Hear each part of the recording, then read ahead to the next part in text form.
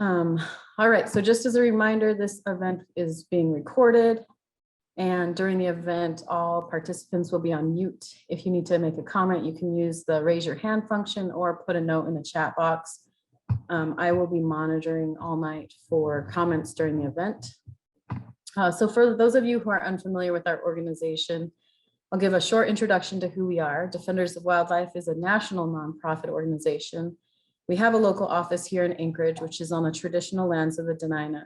And we are dedicated to the protection of all native animals and plants in their natural communities. In Alaska, we are working to protect the Arctic National Wildlife Refuge, Kenai National Wildlife Refuge, Eisenbeck National Wildlife Refuge, Tongass National Forest, the National Petroleum Reserve Alaska, and other key ecosystems from the threats posed by climate change, unsustainable development, and unsound wildlife and habitat policies and management practices.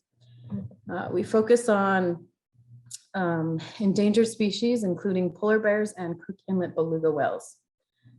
So now we'll get started with our paint night. I'll introduce our artist. We'll paint, have a short intermission. This will be near the beginning because it's going to be kind of like the drying time before we start painting the other parts of the painting.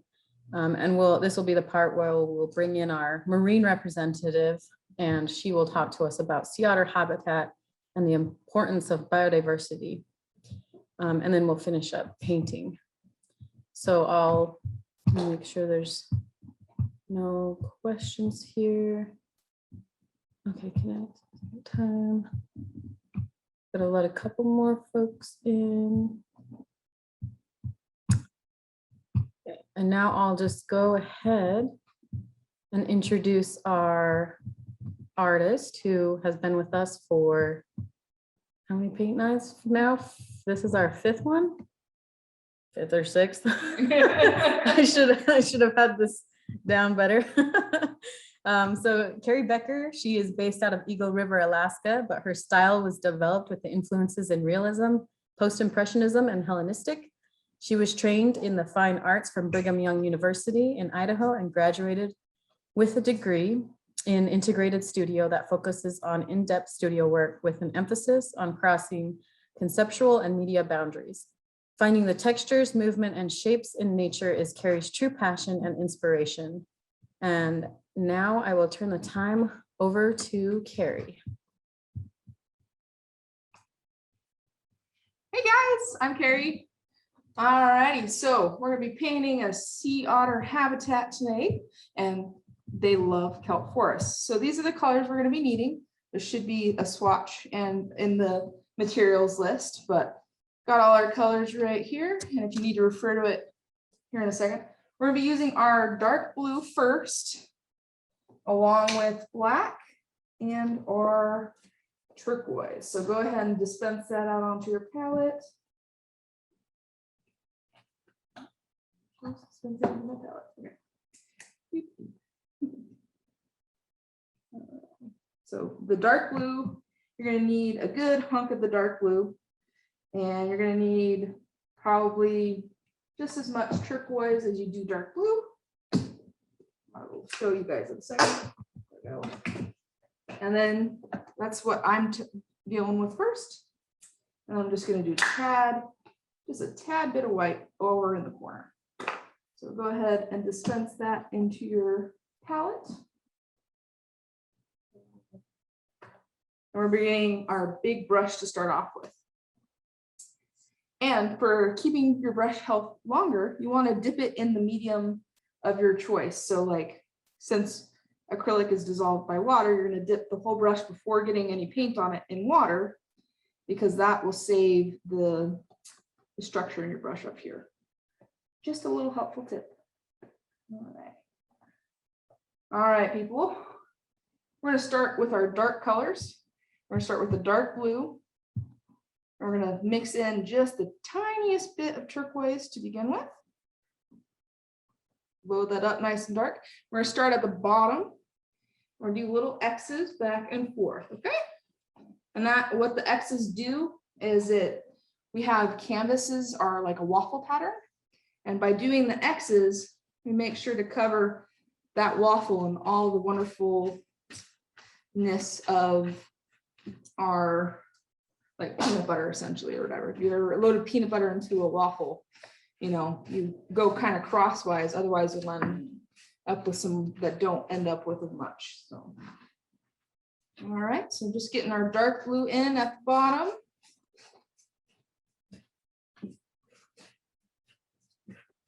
Working our way up.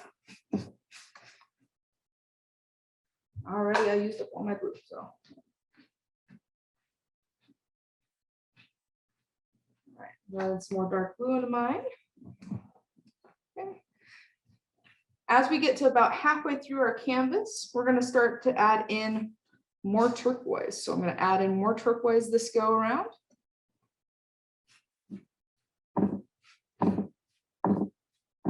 That way we got a little bit more color. Okay. Go ahead and work. I want to work up about 2 stripes deep with that color. That way we can create a variant of color. Okay. Let you guys do that. I'm going back in with a little bit darker towards the bottom, but a little light. So. It doesn't have to be perfect, right? It's Nope, the background. It's the background. The texture that you get by leaving the marks in is kind of great. So, because it kind of creates a little bit of sea color and such. Okay. Okay. Now I'm going to add a lot more turquoise in to my paint. We're going to go for this last 2 stripes up here. So it's dark, medium dark, and then light, like almost pure turquoise as we get to this part. Okay. We're leaving a strip at the top that's going to be pure turquoise pretty much. So let you guys get to that point.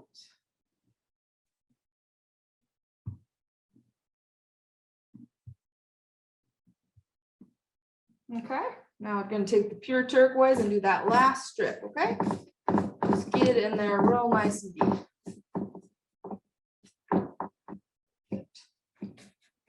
Okay.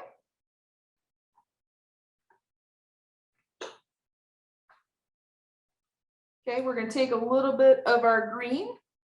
So should have like a sap green or like an olivey green. We're just going to take a little bit, and with like blue in our brush still, we're going to go in and kind of mix it together in our brush like that. And you're just going to put it down. You don't need to really paint down here because that's where our rocks are going to be, but we're going to kind of work up a little bit from the deep with that green. Okay.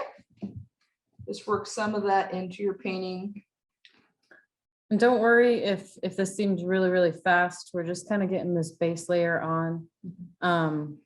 We'll have it's probably about 10 minutes of drying time, which probably won't take 10 minutes if you use a blow dryer. And that's when Katy will be presenting. So you do have a little bit of time after this to finish, but you're going to want it dry in 10 minutes so that we can do the next part.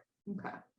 So I worked in that turquoise, I'm sorry, that green into like that darker blue area that we had down here. And I just kind of brush it up towards the end so it's kind of lifted up through the painting, okay? Kind of just fluff it into the work. Just like that. Perfect. Cool. All right. So I'm tapping off my brush and kind of cleaning it off a little bit.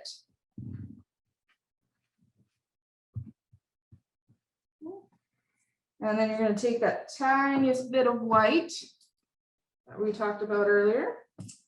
So just a little bit on my brush, only about that much. Let's see if I'm centered. Yeah. Okay. I'm just going to put it up here at the top and just brush it in ever so slightly. So, okay, just like that. And it kind of just creates a little bit of light coming down through that turquoise. You can do some swipes out, and that kind of makes it look like it's rays coming through that water. Just like that. And we're going to let this dry. If you have your bottom not super dark, that's perfectly fine. I'm going to cover that up with my rocks. So Yeah, if you look at my screen, where did the green go? The green went in that right above where we're going to put our rocks. We're going to put the green in that dark blue, and you're going to brush it up through. So if you look at my screen, the bottom part is going to be covered by the rocks. And then the green is right here, right above the rocks. Yeah, in the middle the dark part. green is going to go in this layer right through here, and you just kind of, you do the X's in with the green, and then you just brush it up through the painting. Now, give me some thumbs up if most of you, well, if you're kind of on the same track as Kari. I'm just trying to get a feel for. It was pretty fast. Yeah, it was Yep. pretty quick. We just know that we have to move pretty quick through these because 2 hours seems like a long time, but 2 hours is really actually pretty short. So I'll just kind of wait for some thumbs up. Thumbs up from Katy.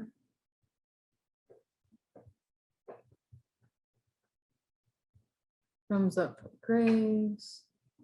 Thumbs down. Okay, so we still have some folks working.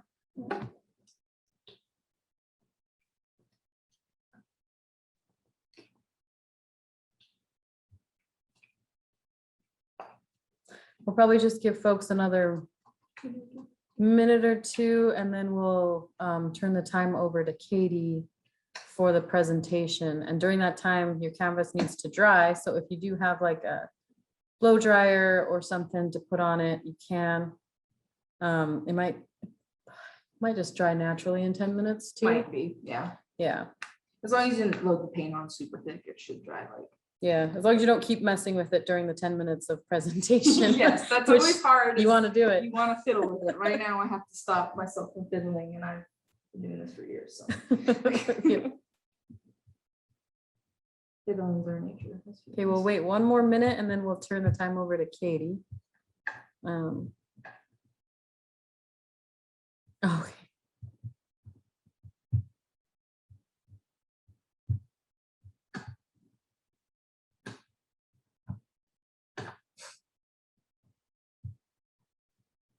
Oh, I've done that before where you go to use your paints and your paints are too old. Oh yeah. And you're like, oh, I can't. That's what happened to this Can't little use guy. this. I was like, I'm glad I brought up his backup because I was like, oh shoot, Yep, Kari it's not had the same going.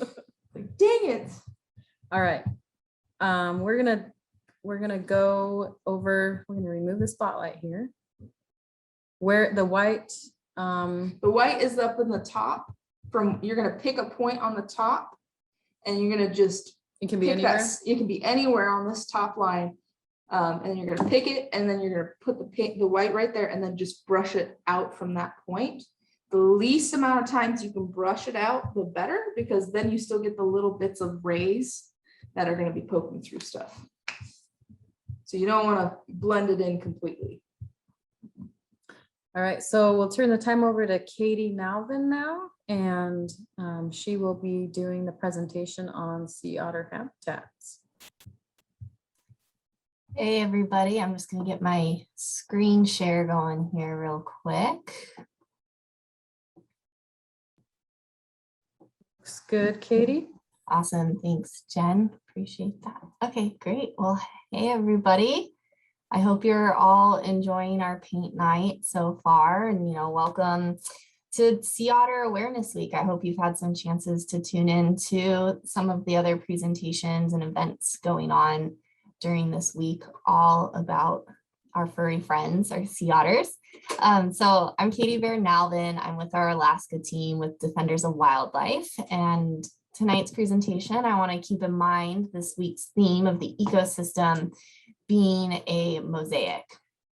So as we wait for our backgrounds to dry, we can chat a little bit about the habitat of sea otters. So I'll talk about our sea otters from Alaska all the way down south.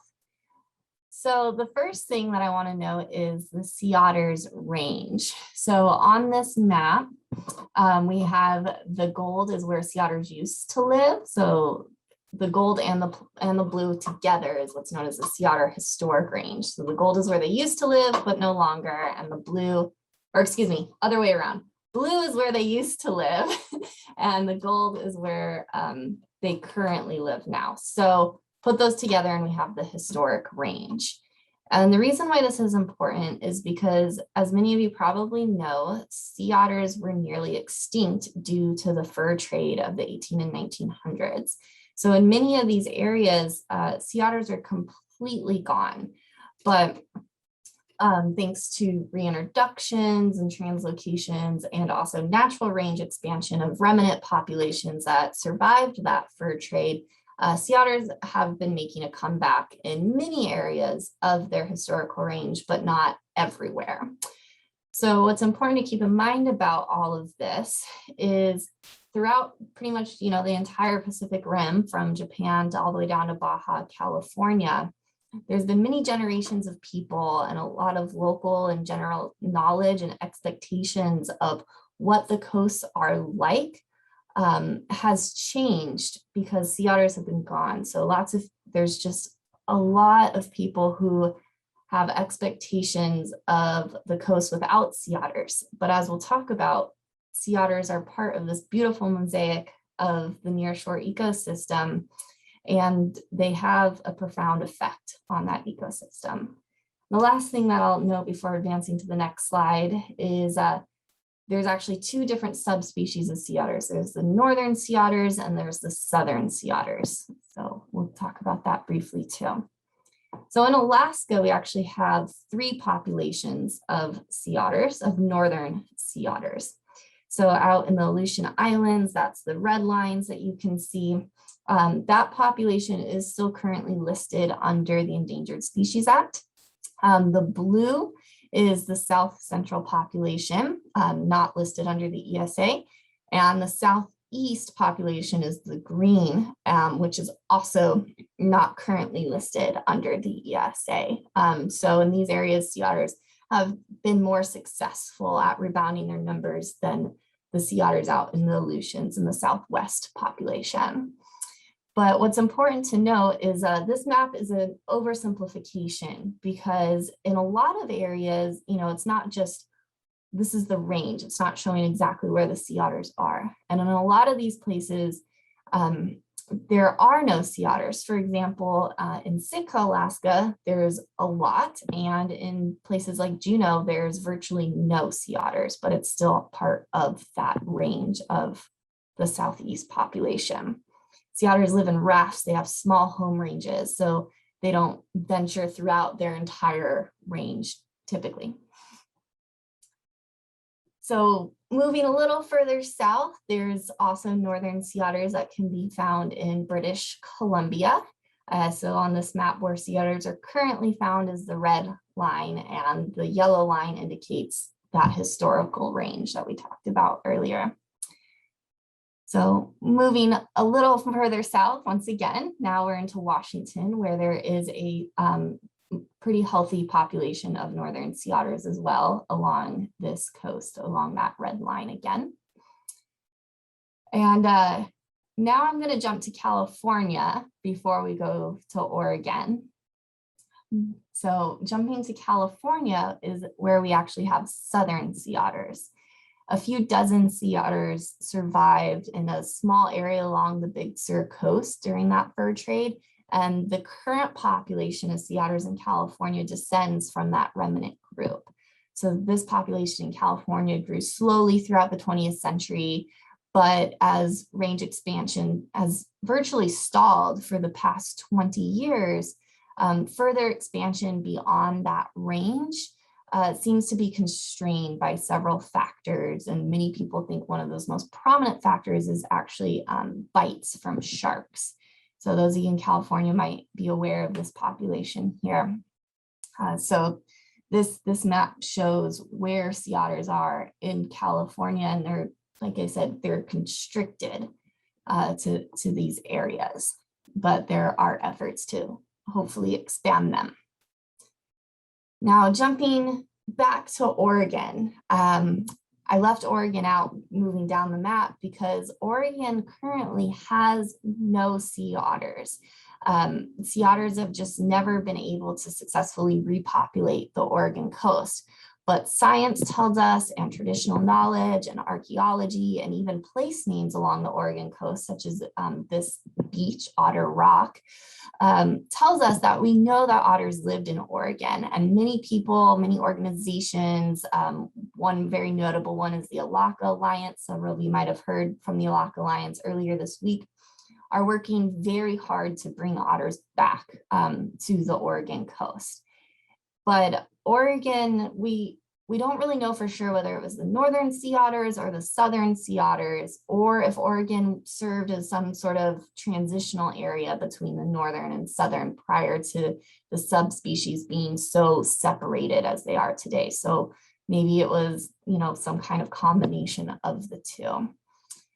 The Alaska Alliance, who I mentioned earlier, has just released a draft feasibility study that does suggest that perhaps both species lived in, present day Oregon, with northern sea otters living along the northern coast and southern sea otters in parts of the south coast in Oregon. So, back to our mosaic theme.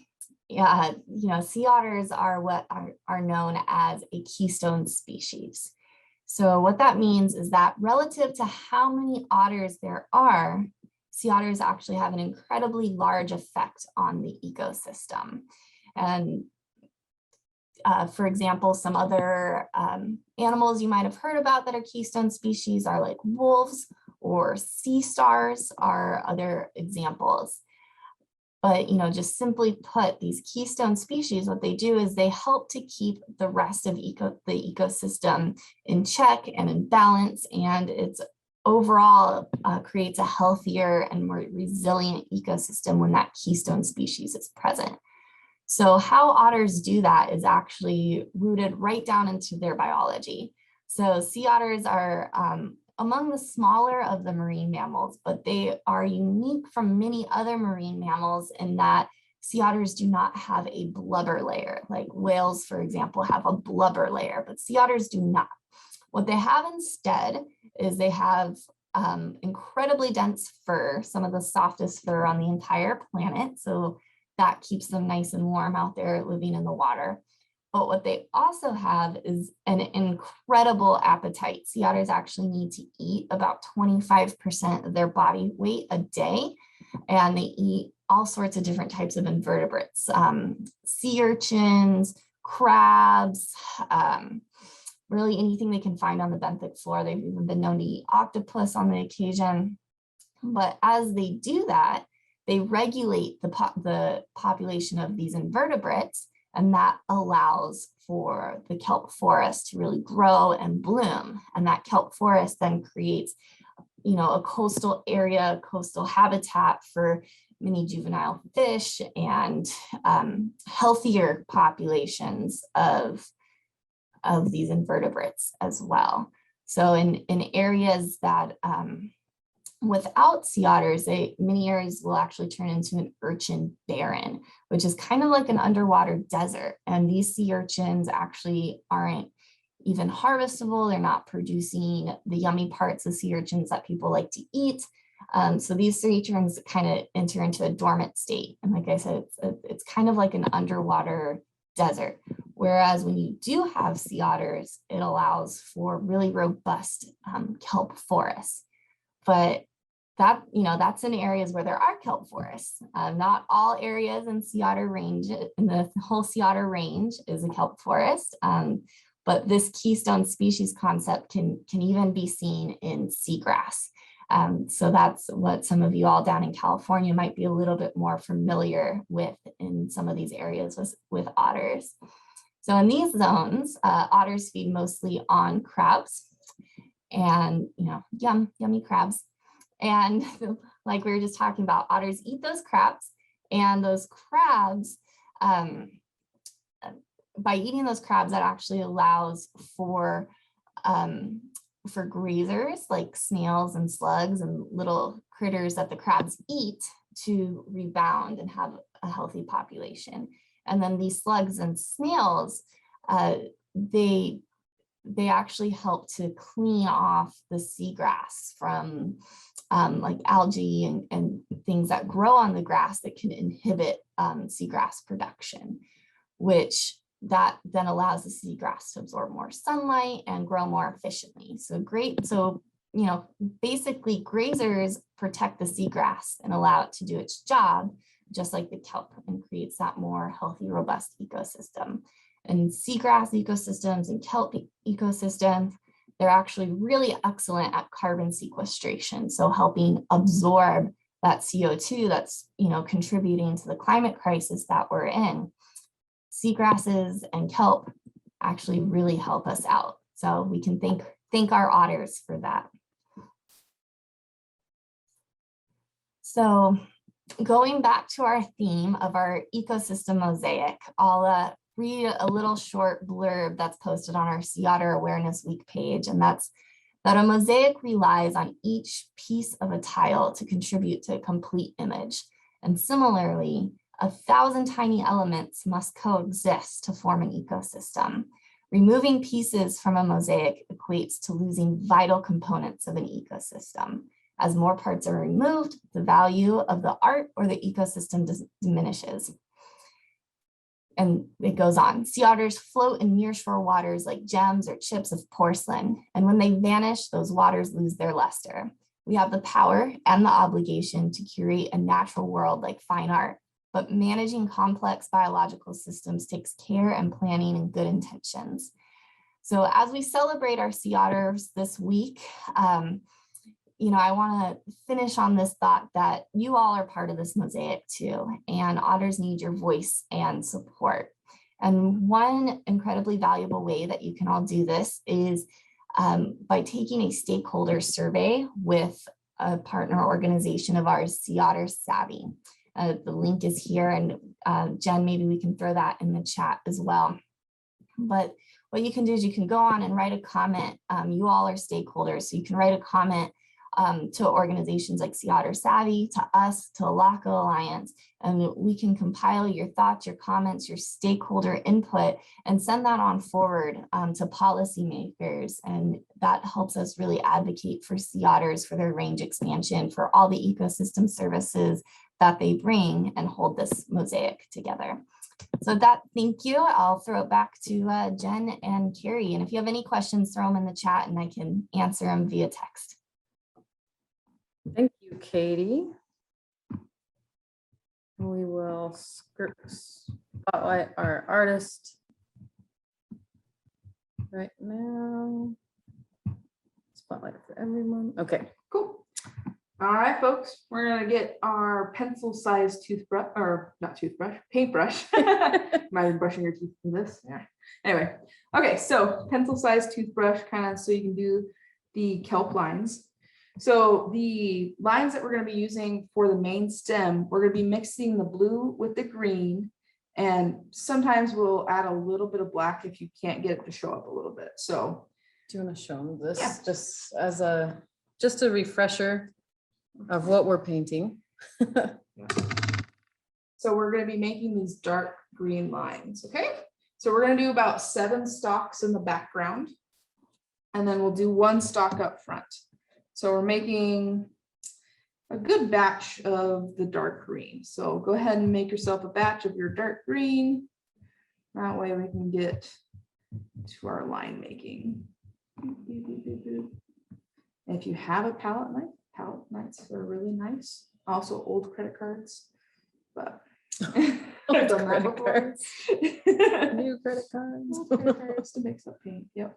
Okay, so I have my nice dark green. I'm going to start from this side and move my way this way.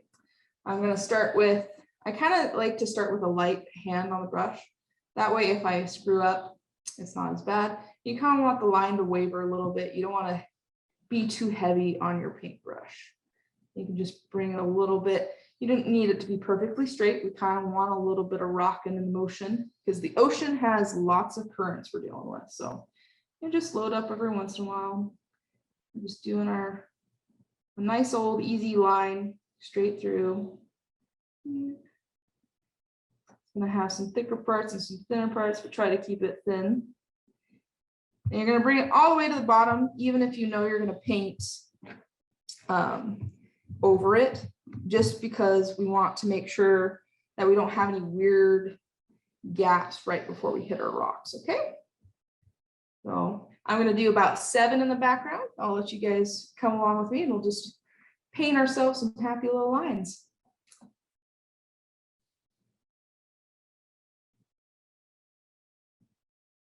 Spacing is up to you. We're gonna try not to make really regular lines as well. We don't want to make it look like a jail cell, okay? So I like to think of it as like, okay, well, it's gonna look like a grouping of grass, kind of irregular and all over the place.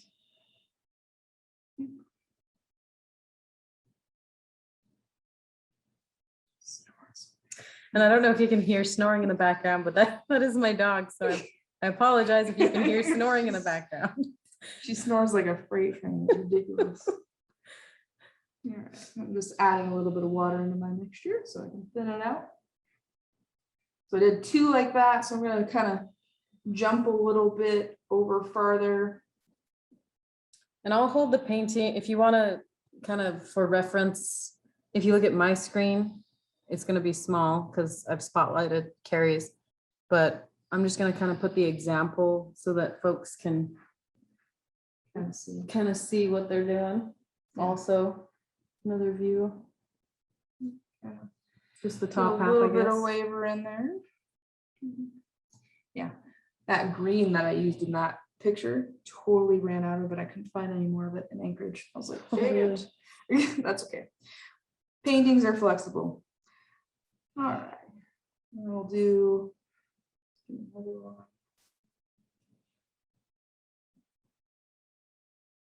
Let's see. I did 2 really close there, so I'm going to do another one spaced out. Go over this way.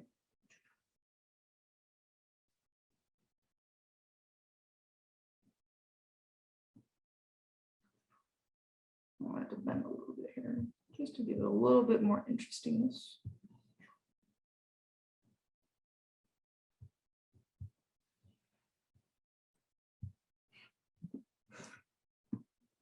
I'm gonna make myself a little half one. It's gonna be a little baby. It's gonna go right here. Just a little baby one. Because not everything's gonna be full grown.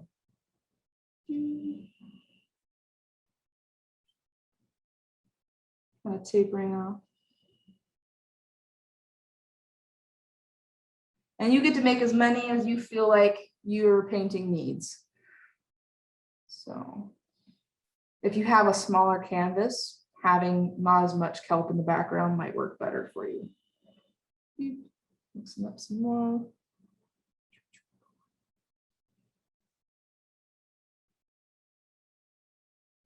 What colors are you mixing again? So it's dark blue and green I'm mixing to make a dark green. So if you have just a dark green that comes out of the tube, more power to you.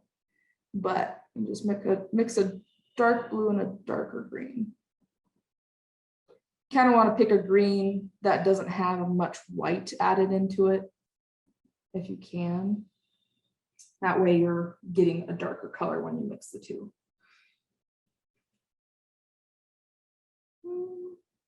I want another one right here. I'm going to do another one nice and close to this one, just because I feel like it.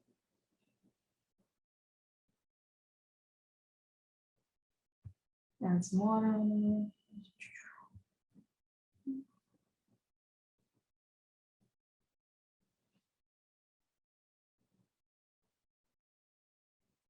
Use the bending of the brush to make some a little bit of wider spots and then go thinner.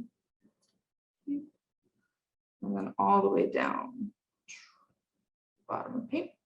Cool. I ended up with 7, but if you have 6, if you have even 3 in the background would be nice. But Alaska kelp and California kelp are very different. If you look at California kelp, it's way bushier not as long and lanky. Alaska kelp's very lanky, which is really kind of cool. Interesting. All righty, folks. I'll give you guys a couple minutes to finish those up.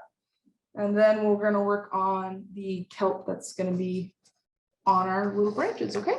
Give you about 5 minutes, okay? Finish that up. Okay, looks like we got pretty much the majority thumbs up. So we'll move on to the next part. Okay, we're gonna be taking that same color we got going on, and we're gonna start from our bottom going up, because right now we've got our darkest color, and as you rise up, we're gonna add more and more green to our batch. So you want to paint, we're going to be wanting to paint across the bottom first, so that when we get to this point, we'll have more green in our system as we go across, and so on and so forth. So you want to add all your leaf bunches down here first. And the way we're going to do our leaf bunches is they're kind of just squiggly lines. Let's see, let's do a zoom in. Right. All right.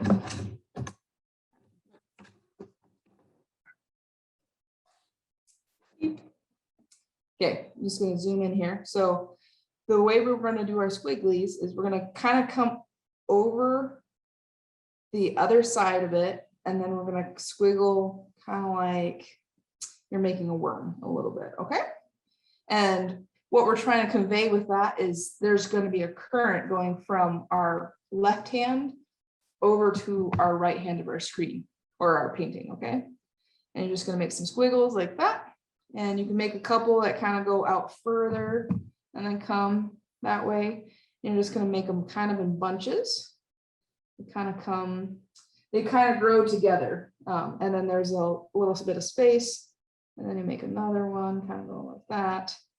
And you'll just work your way across the canvas, kind of like, we're going to work in sections. So I say, I take on about 2, 3, well, maybe 3 or 4 inches at a time, and just work your way across all the stalks. Just adding squiggles, going back and forth across. So am I getting a good view? Okay. Kind of going like this. Add some more paint to my brush. Do some lines. Kind of going, just let your brush kind of want to move fluidly like it naturally wants to. And that will actually help you a lot, because naturally your brush wants to wiggle and be a little bit thicker in some areas and a little thinner in others. So you can utilize the organic nature of your brush to make those kelp leaves. We're just going to go like this. All right. We're going to paint our way up.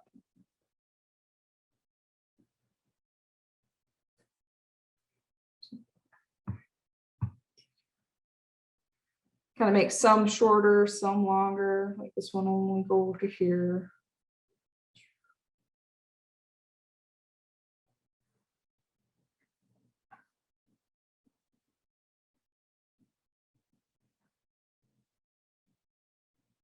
Do some short ones. And some longer ones.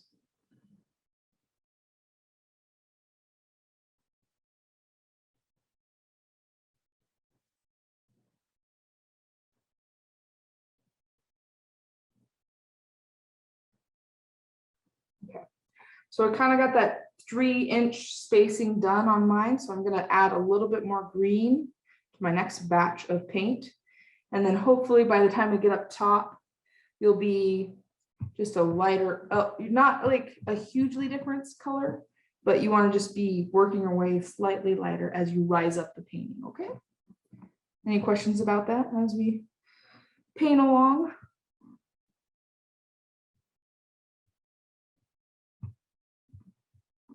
Doesn't look like there's any questions, so. Lots of squigglies. The more organic you can make it, the better. Some you leave some bunches empty, like you want to see the stalk in some areas. Yeah, in California kelp, it's just like a whole bush. It looks kind of like a tree underwater. It's interesting. Probably have warmer water. Yeah, I know, right? They ain't gonna be caught dead swimming in this water, man.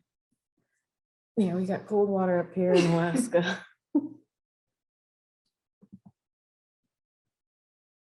Doesn't help that it's already snowed twice here. Yeah, In that case was anyone's that was curious. a lovely surprise. About 4 inches sticking at my house. Oh yeah, Lovely. winter is here. Was that from Game of Thrones, right?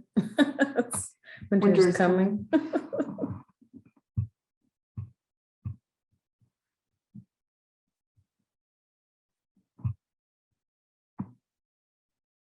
This is the most peaceful part of the painting because we're gonna get fun spray painting going on later. So this is the peaceful part.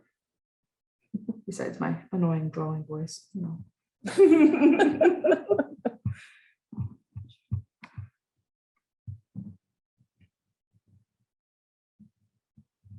We're excited to see second timers here. It's been a Hot minute. yeah, we don't usually do paint nights and stuff during the summer just because we have a lot going on.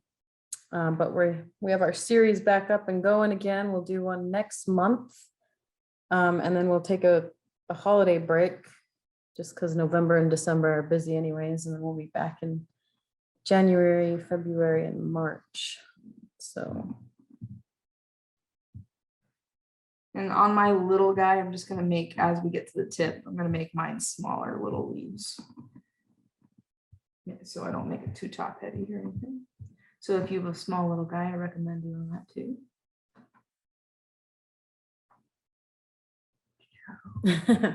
Yes, it is fun getting together like this. It's a very, I guess I would call it a COVID safe activity Yeah, it's because you kind of. just doing it in your own house. And Oh, I went a little insane when there was no like contact with anyone. I was just like, I need to talk to people. yeah.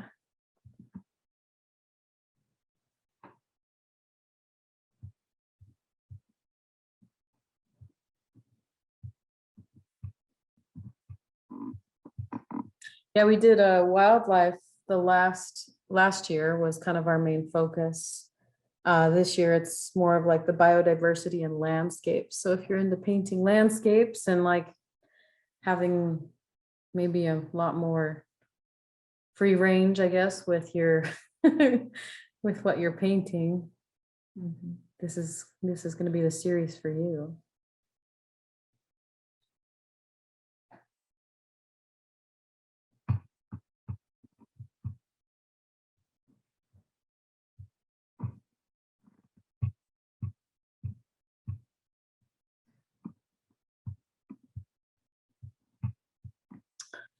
So I don't typically send the recording to everybody because I don't have anybody's emails. But we usually post it on our Facebook page, and we might post it on our website as well. I'll put my email in the chat. So if you really do want the recording sent to you personally, just email me, and that's a better way. And you can look back through the chat before the end of the paint night to get it if you decide. Yeah, there we go. So that's my email. Just shoot me an email and say, hey, I'd like the recording of this when it's finished. It does take a couple days for it to be put together. We have our media person do it. So, but yeah, I can send it to you if you need, or you can look it up on social media too. So.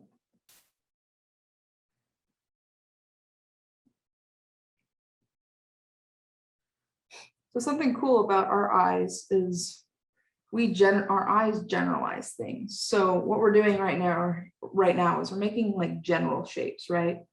And then when we get to painting the one kelp that's in the foreground, That's where we're going to spend a lot of our time doing a lot of detail painting and more focus on.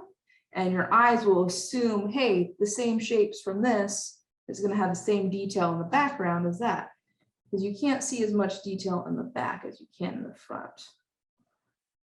The front ground, I guess. So, and right now we're painting the background.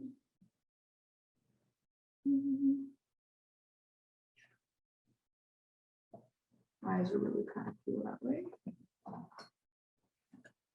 The social media link. Oh, this will be, so it's on Facebook.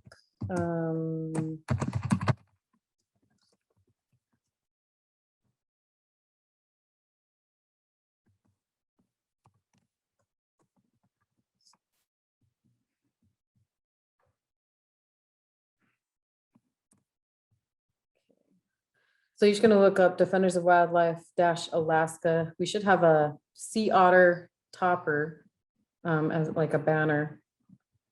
So you can look us up that way.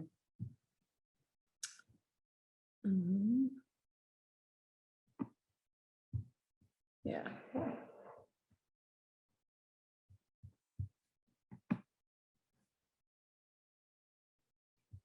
You know, what's funny is I'm looking at this and it reminds me of our spruce trees up here, the black spruce. Yep. So we have like Convergent evolution type deal. Yeah. I mean, kelp are trees of the ocean, right? Yeah. Essentially.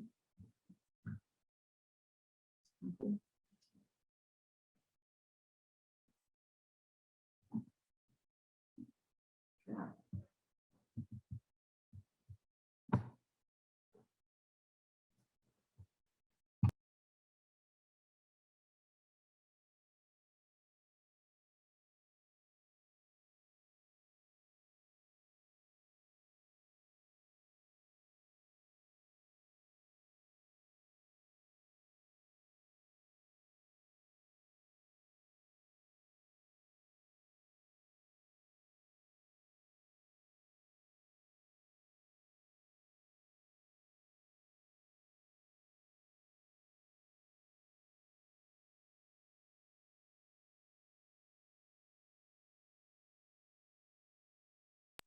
All right, how's everybody doing? We can do a thumbs up in the chat again. That's helpful. Or yeah, let's do it in the chat because I can't always. Okay, Gail, I have to scroll through everybody's all the names. So Gail's good. Okay, we'll give you about 5 minutes to kind of finish up. If I start seeing everybody's finished early, then we can move on, but we'll just give you a few minutes here to finish your kelp.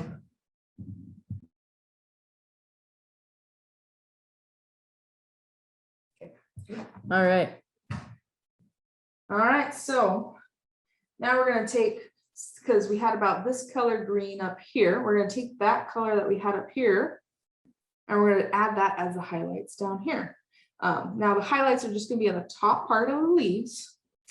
And for example, we'll do right here. I'm not going to do the very, very bottom because probably not much light has gotten there, but like about in that 2 to 3 region mark, I'm just going to add a light little green highlight to the top of that. So I'm going to sneak this in real quick so you can see oh, maybe I can't too close.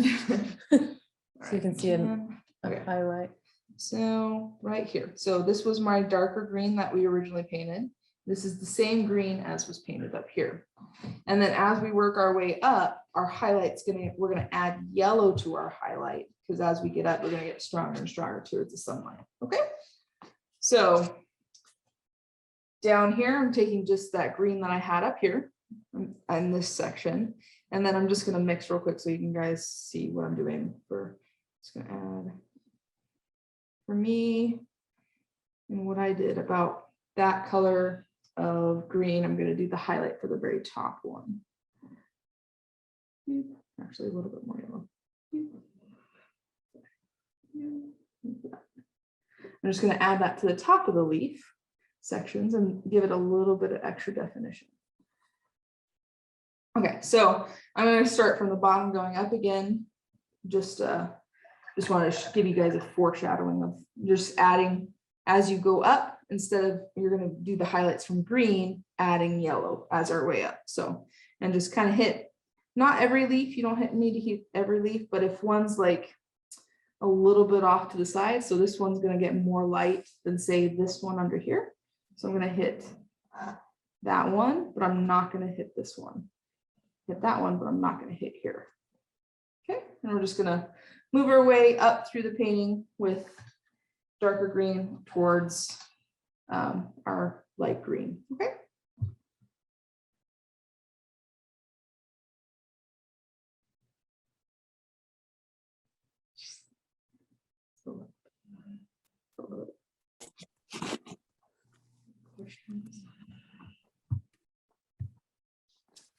Yeah, if anybody has questions, feel free to drop them in the chat.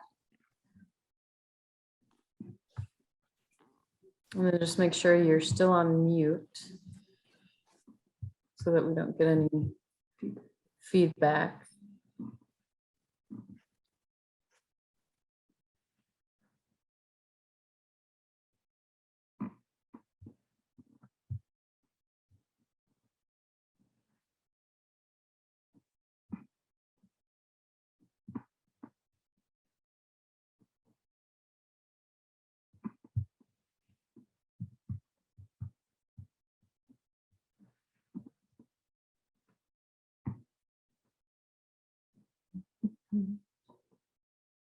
And for all of you first timers, just as a heads up, at the very end, we do like to have everybody switch their cameras on. So in about an hour at 6 o'clock Alaska time, you'll switch on your camera if you want to and show everybody your painting so we can see the whole kelp forest that we created tonight.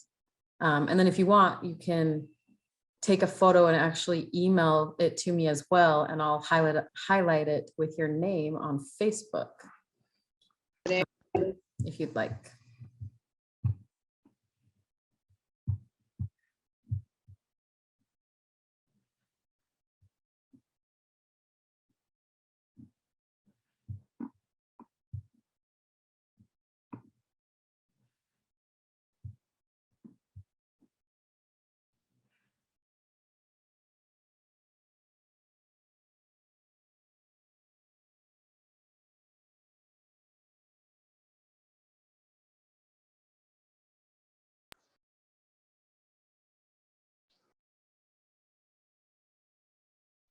People getting kicked off on it.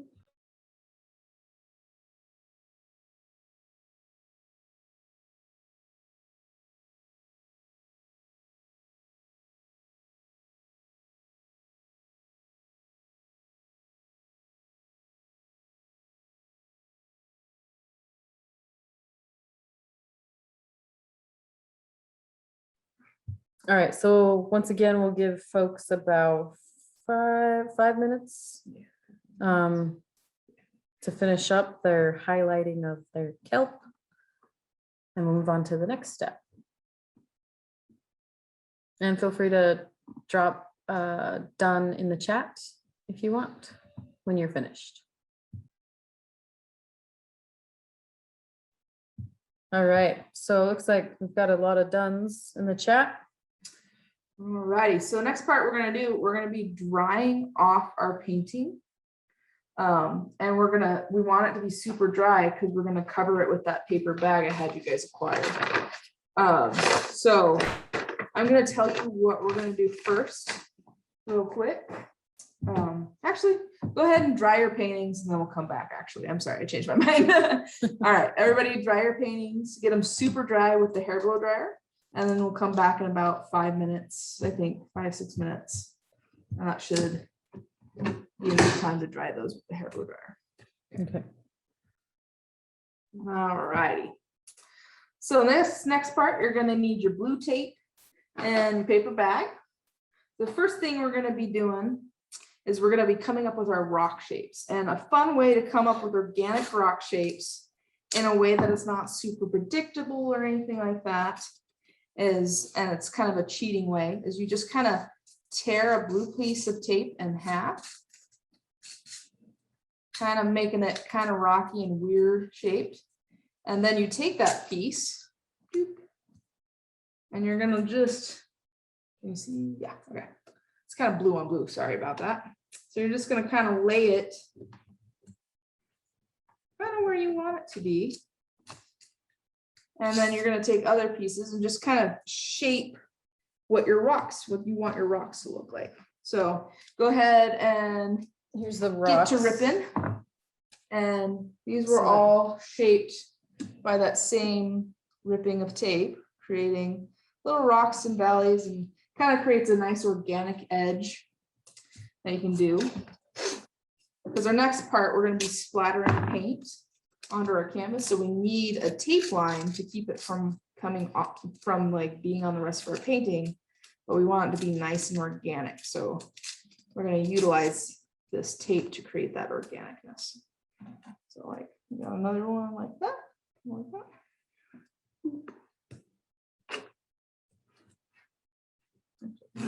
And the flat edge is on the top. Yeah, the flat edge on the top is going to be completely fine. We're going to cover it. We're going to be taping this brown paper bag with extra blue tape. We're just going to add full-on blue tape right there, and probably the top to make sure the bag can hang. That way we don't get splatters on the rest of our beautiful kelp we just made. So you can sometimes use the pieces that you tore off too to add little bits. So I'm going to use this one to make my corner down and then back up. And it just creates kind of a coolness, and it helps you avoid that repetitivity or repetitive, you know, you have that Repetitivity. It's a hard word. Anyway, our brains want to make patterns. And so this kind of helps you avoid making those patterns.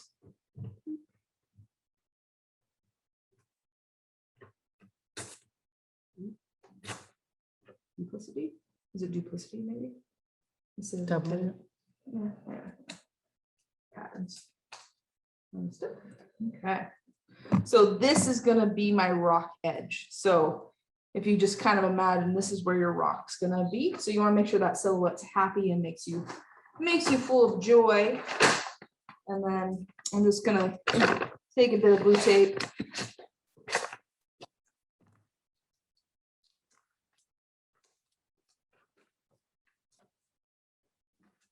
Adding some up here so I can tape off this all by myself. And then that there. And you just want to cover up everything that you don't, everything that isn't your rock edge.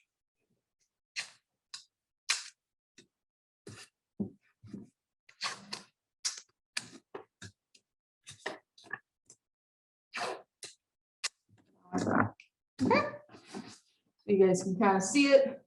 You don't really have to cover way up here.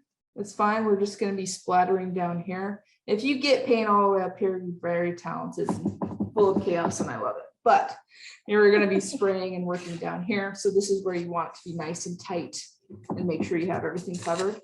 And this is where I'd make sure that no, like anything precious to you over around this area. So.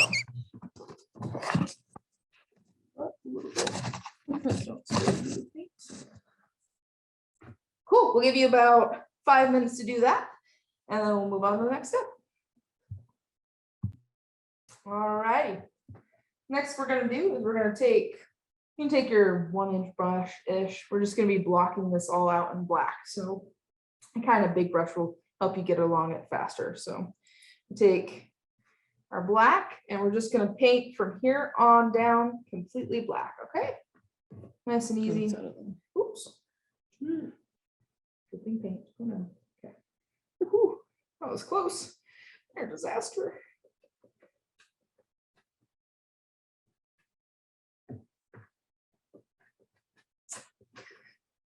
Sometimes you got to scrub it a little bit into the cracks and crannies of the tape when you make that rock texture.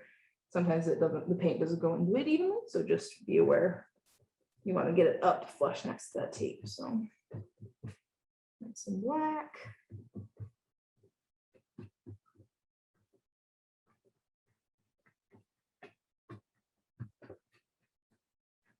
Okay.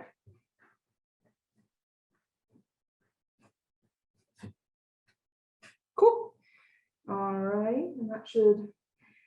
And then the rest of you that are still, sorry, you can load out all your different colors of paint that you have, the red, the yellow, brown. Oh, they can't see the bottom very well. The bottom. Oh, okay. Yeah. Oh, that's right. It is cutting off like half of it.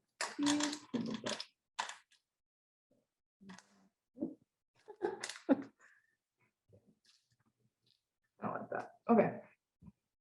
Work. There we go. Okay. We're missing that little corner, but I think people get the Well. idea of it.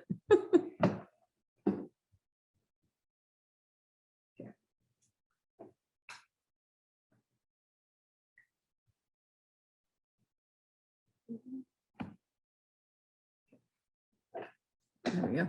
All right, so just gonna add to my palette all the extra colors that I have on hand. And you're gonna get your toothbrush ready. Hopefully it's an old toothbrush or of an enemy, whichever one suits you. We're good. Was the tape on the bag also ragged at the bottom? So we taped off the canvas. And then I added the bag a couple inches above where I had taped off and just added blue tape on top. So it looked like this blue tape had ragged edges, but it was actually the tape that I just added to my canvas to make the rocks. This is just the same tape that it just combines it kind of. It's easier to tape it off in a flat section above where you made your ragged edges and just fill in the bits and pieces.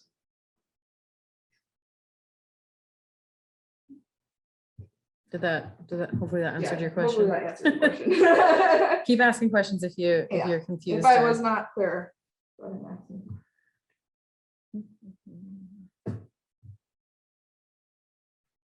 So you're loading up red and Red, yellow, purple, brown. Brown apparently wanted to fart. You don't really need your blues. There's not a lot of blue down in here. You can add a little bit, but you can make a little bit of orange if you want, by mixing your red and your yellow together. So I'm gonna do that real quick. So I'm just gonna mix a section right here of just red and yellow to make myself a little bit of orange.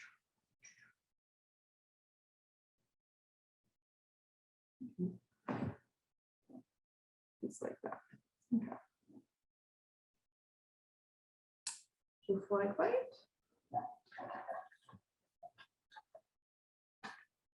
Okay. I hope, let's see, give you guys a second to finish up. Maybe give us a thumbs up if you're good.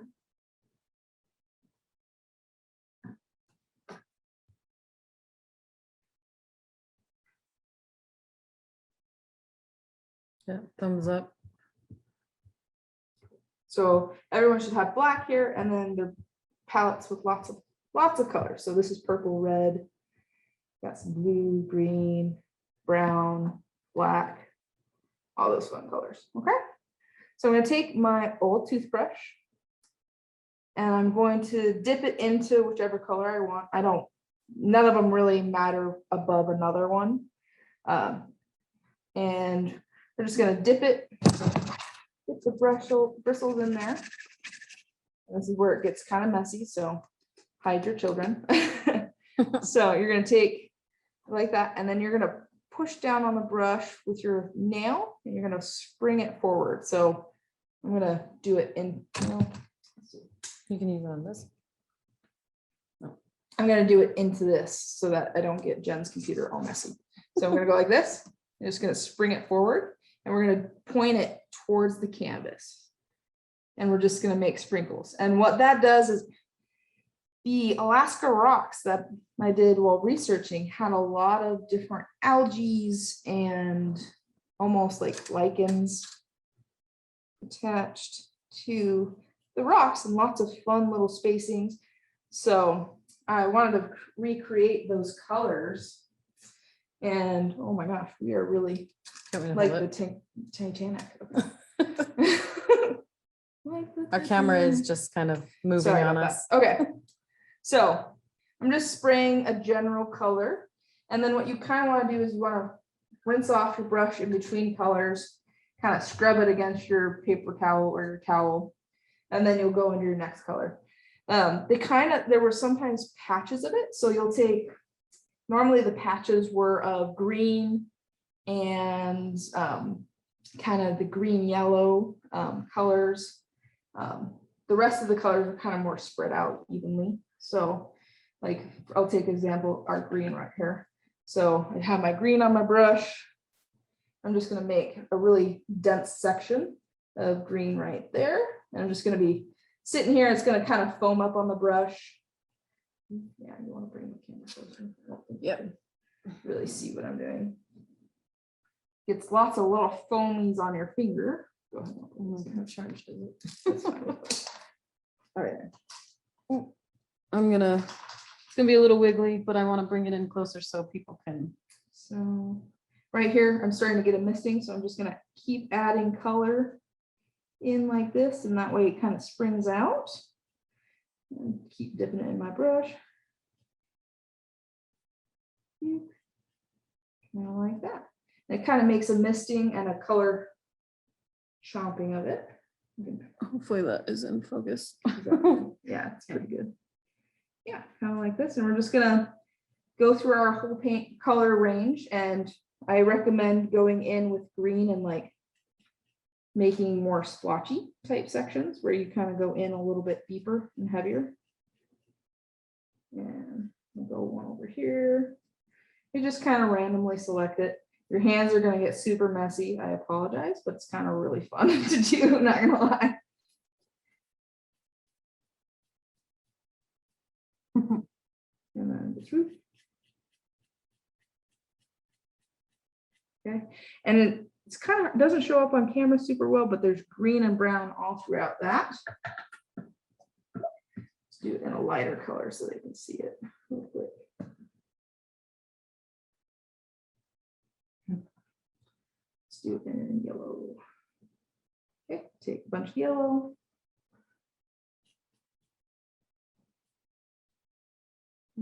This way. Yellow. And it's okay if I get bigger globs. We kind of want some bigger globs. So kind of switch your hand up on the toothbrush to make it do different things. So kind of if you take a lighter fling, it flings bigger ones. So just play around with it. You're gonna have differing results, and that's actually for the best because the algae is all forming up in weird. It's almost like lichen of the sea. It's kind of cool stuff.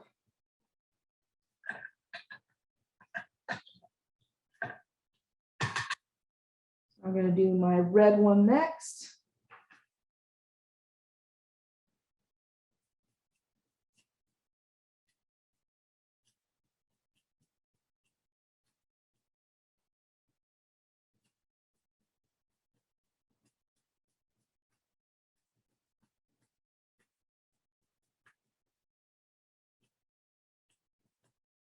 Oh, a nice big glob. Yeah, there we go. You look like a murderer by the end of this. Yeah. All red and splatter.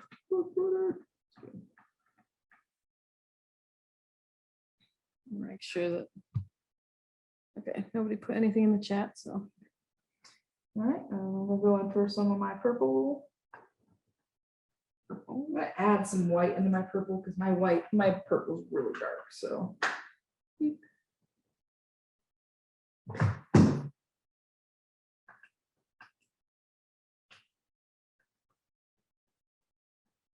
there we go.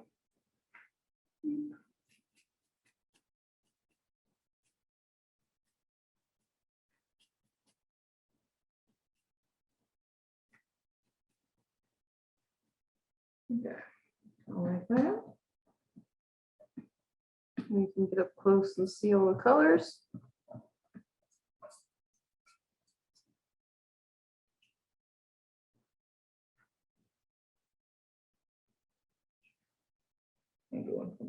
colors now.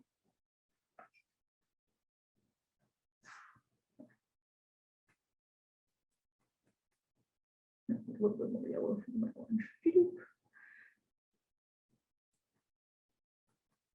And that's corner. I neglected my corners a little bit, so don't forget to get your corners nice and good. Okay, I like that.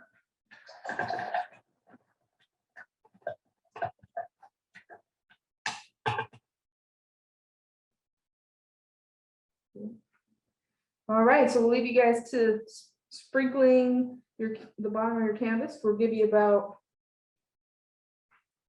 say, about 7 more minutes to do that. And get you on the flip side in just a sec. And just go ahead and post any comments and questions if you have them.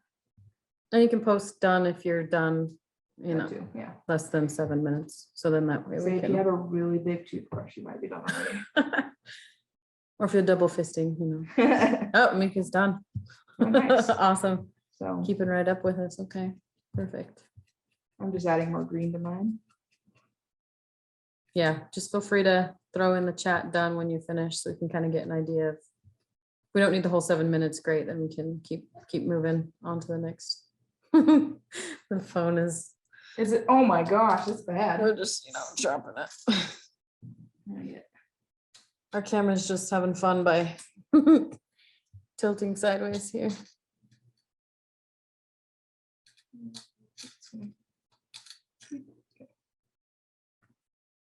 It's not moving, okay. I have paint all over my phone by the end of this. So I'm gonna keep grabbing it.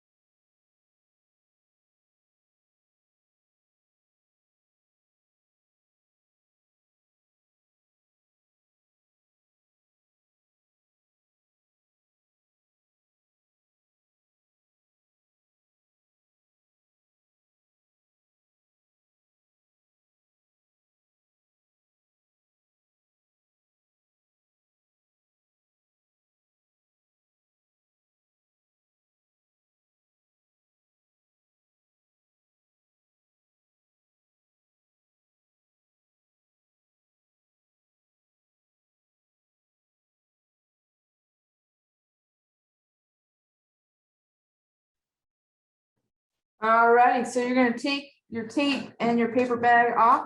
Be careful because this paint might not have dried completely. That's on your piece, so you don't want to set it down anywhere because then whoever owns the house is gonna be probably upset at you. So just be careful.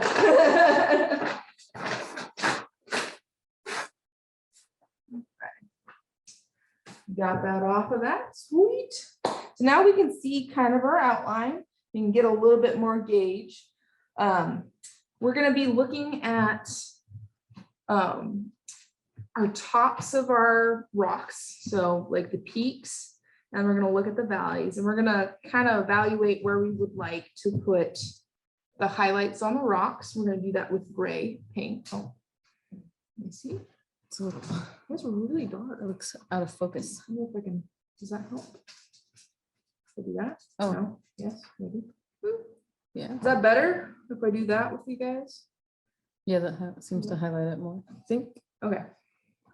All right, so I'm gonna be taking, actually, I'm gonna take my pencil brush again, and I'm gonna make up a little bit of gray. It's gonna be white with a little bit of black. Just mix together. Make some gray. Okay, cool. just like that. And I'm gonna come along the top ridges and I'm gonna kind of decide which rock comes forward and which rock goes backwards. And how I'm gonna do that is I'm just gonna, so this rock, I'm gonna decide right here is gonna be one of the foremost rocks. So I'm gonna paint this rock. I'm gonna bring the gray down in front of this other little mound, and that makes this rock go in front of it. Now, if your dots are not all dry, you might get a little color smearing. So just be aware of that. You might need to hit it with a blow dryer if you didn't get it quite dry all the way. Okay, so I'm going to paint kind of the rocks kind of like that. And it's okay if your gray isn't quite fully mixed because it creates a little bit of white highlights. So it's kind of nice. You just go along like that. Kind of, and then I'm going to hit this one with a little darker of a gray because it's farther back. So a little bit more black. I'm just gonna hit the very, very tipsy tops. Just a little bit. Because it's the farthest back rock, so it doesn't need to be much. I'm gonna bring a little bit down like that too. We're gonna add. Just kind of go through and just add some highlights. You want to cover all the colorful bits, but you want to add a little bit of interesting rock line shape to the top of your rocks. Do this one. This one I'm going to do about the same color as this one because it's all along the same horizon for me. And come down and just kind of randomly splotch it out. And that will be kind of the ridge line of my rock.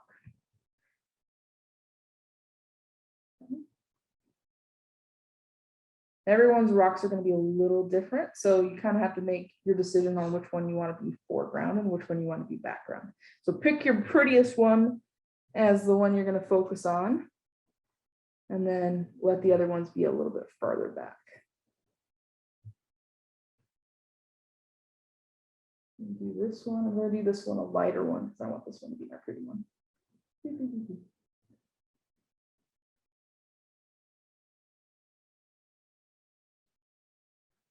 And I'm going to leave this side dark because the light's coming this way. So I'm going to leave this side dark. Okay. Just painted your floor. I'm sorry. That's fine. It's acrylic.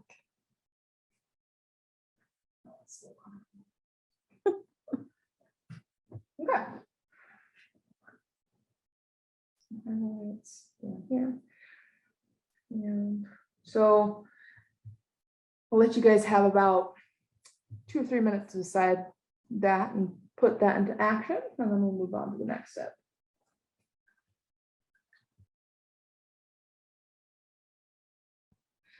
All right. So the next part we're going to do is we're going to take our black, we're going to make some shadows in our rocks, okay?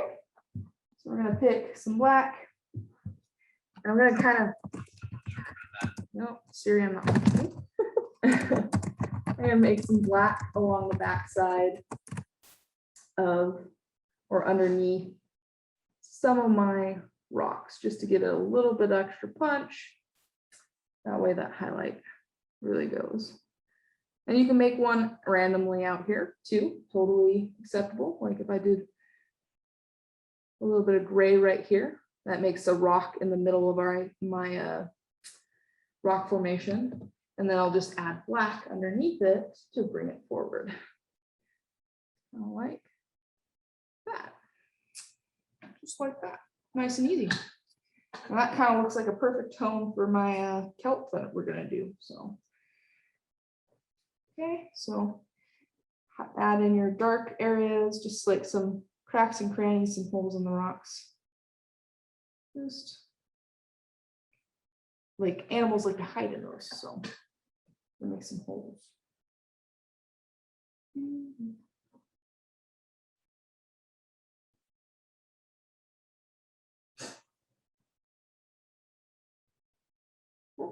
All right. All right, so we're going to kind of zoom back out a little bit and move this up because we're going to make our last bit of kelp grow up from somewhere in the middle of our rocks. So we're gonna pick a nice place for it to live. I'm gonna pick back behind this rock right here for mine.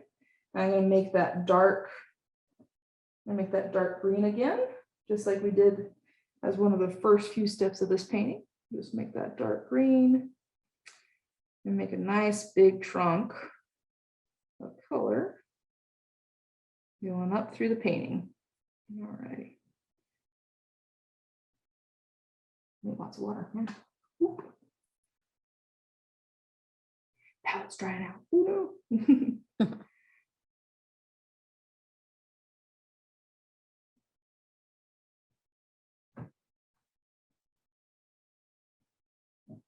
All right. Just another line up through the middle.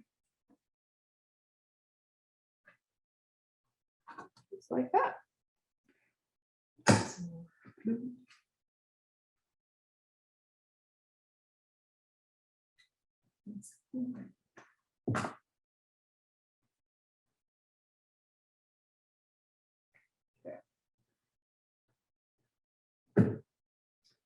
Awesome sauce.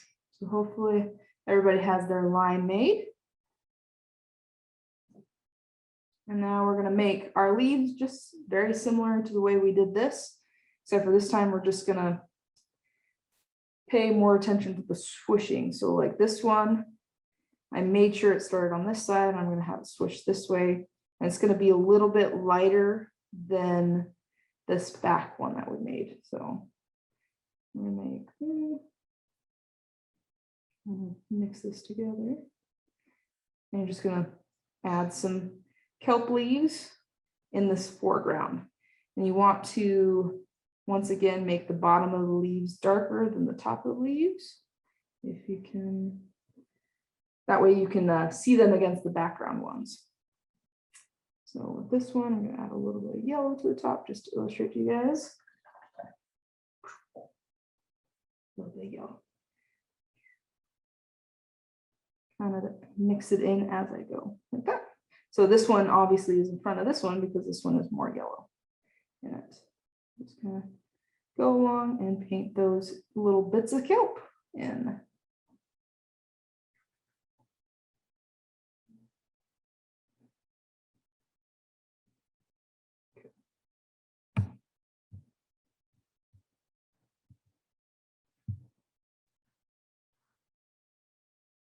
We do know we have about 5 minutes left, so we are watching the time.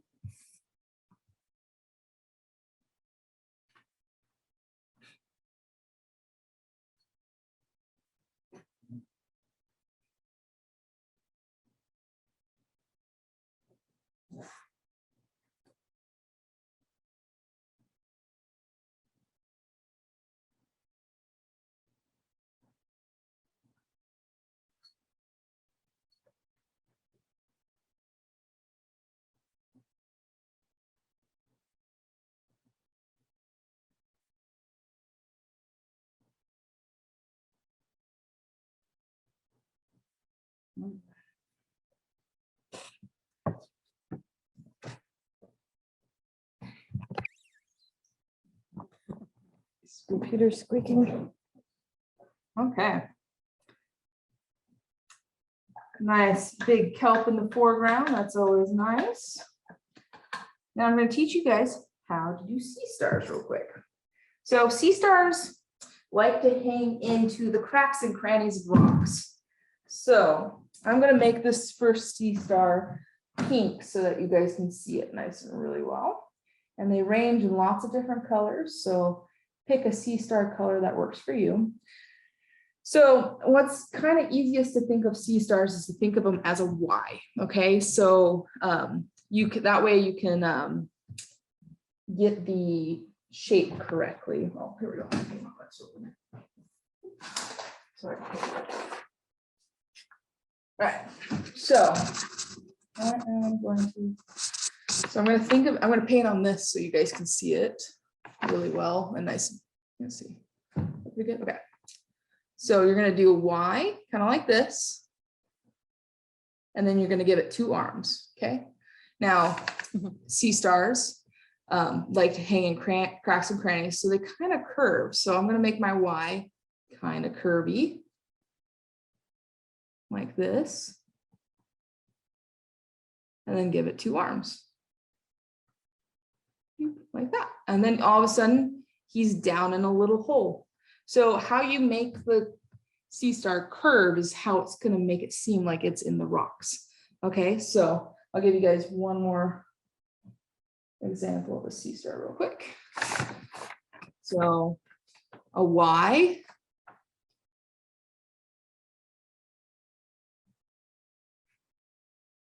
Like that. So there's my Y with an arm. Oops. And then another arm.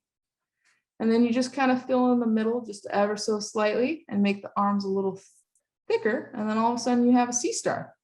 Pretty easy. That way you get a nice even distribution of arms throughout your piece. It's really kind of cool because there are quite a few sea stars that have more than just 5 arms. So even if you feel like, hey, I want to add an extra one, that's perfectly fine. So let's implement that sea star into this hole right here. So I'm going to do my Y like that, and then my 2 little arms like that. Let's see if I can make them wider. I'm going to make them a little bit wider so you guys can see them. It's a pretty dark of this down here. All right. So my Y, and then 2 little arms. Nice and easy. And you're going to put them kind of all over the place. This is to your heart's content, and whatever color you want to do. You could do a pile of sea stars. Yeah, they pile up on pieces of kelp. So you could put a piece of kelp that kind of fell over, you know, and then put some hungry sea urchins that are eating on it, or a couple of sea stars. We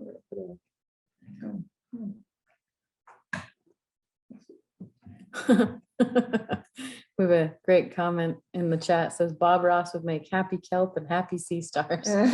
Yep, you would. Look at the happy sea stars. All the happy little sea stars. So that one's eating the kelp. Okay. All right. So you guys can make as many sea stars as you want real quick. Or actually, we're gonna do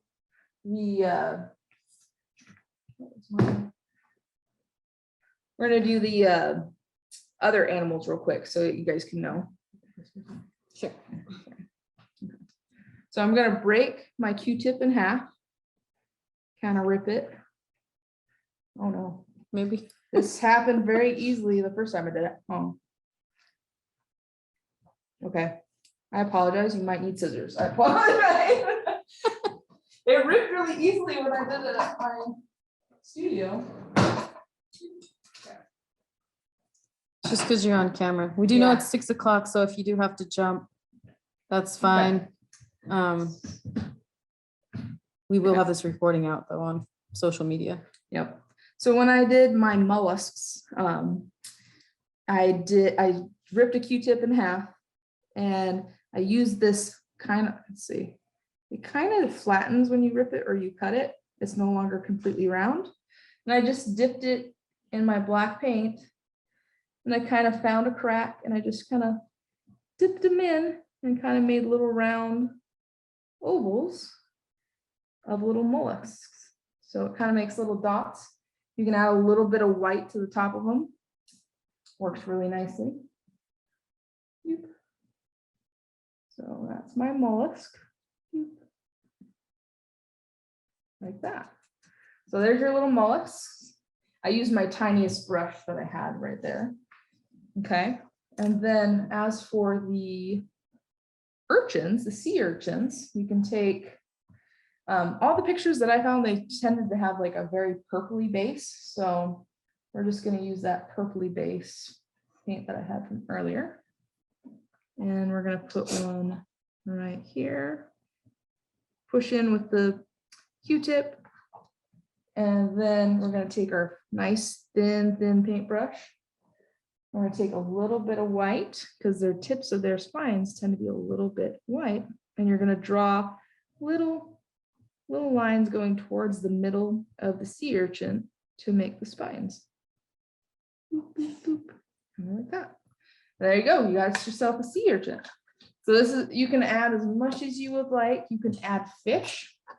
And I've got, when I make my fish, I like to mix white with blue personally.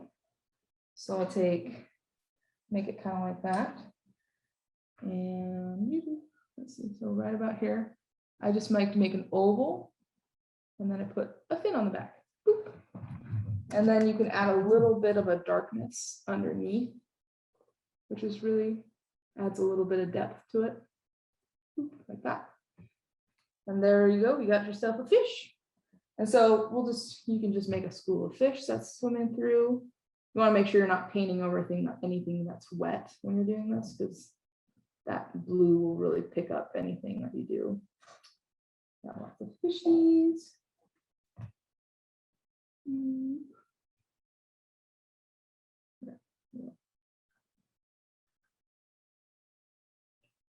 This one's going to be bigger fish because he's closer.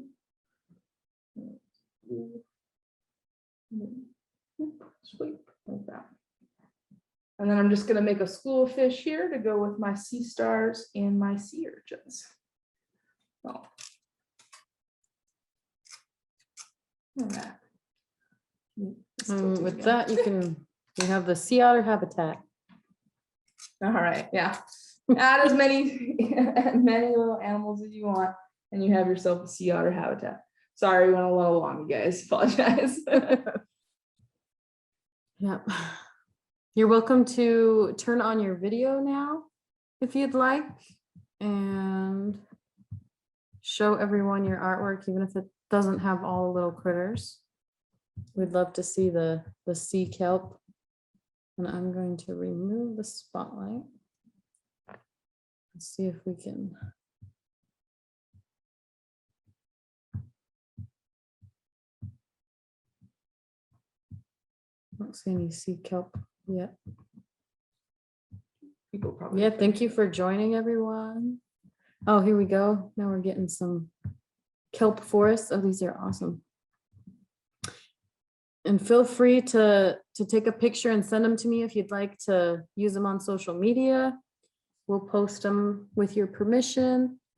Awesome. Oh, look at Katie's. I like it. And Christie's. Ooh, Christie's got some really pretty color background.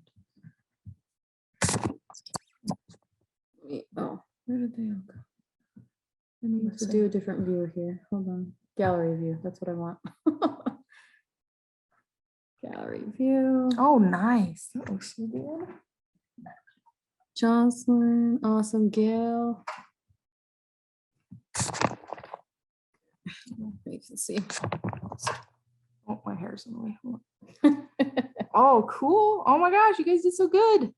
Awesome. Look at all these kelp forests. That is impressive. Holy cow. That one looks just like mine. Oh my gosh. It's like you copied me or something. Oh, nice, Karen. I see you. Dang, good job.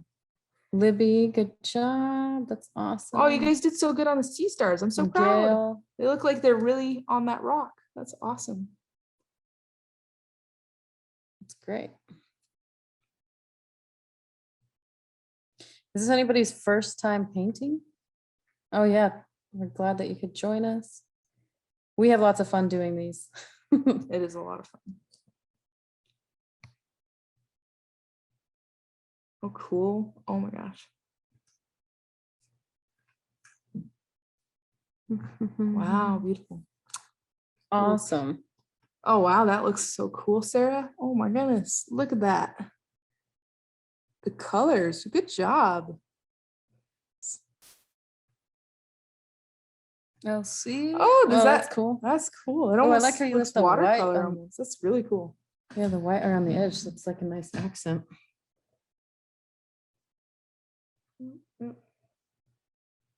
Thanks everyone for sharing cool. your photos. That's And then amazing. let me drop my I'll drop my email in.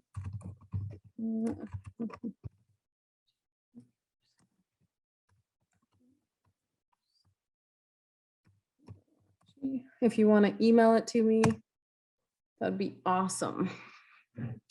Email me a photo, So good. comments, feedback, anything, that'd be great. We're gonna keep doing these and it's always helpful to have feedback. Yes, thank you. Thank you all for joining. Yeah, they look so good, you guys. Good job. We'll probably keep it on for a few more minutes if folks Yeah. want to keep showing their Showing my kelp work. forests, and Kari here will keep adding to her, her habitat here. Mhm. Thanks for joining, everybody. Good job. Everyone did amazing. Mhm.